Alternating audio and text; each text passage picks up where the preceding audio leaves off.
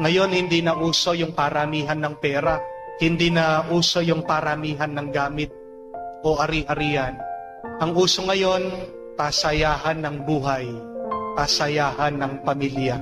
Kasi hindi mo alam, baka bukas wala ka na.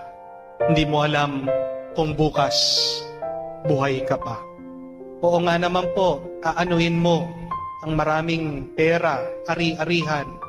Walang kasiguraduhan ng buhay natin ngayon.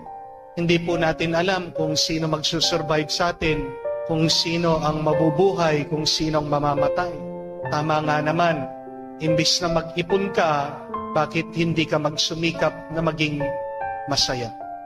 To be happy every moment, every minute, every second, every day.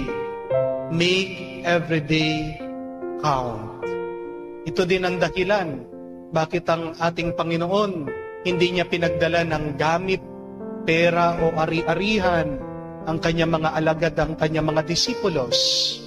Ayaw niya sila kasi na magdepende sa ari-arian.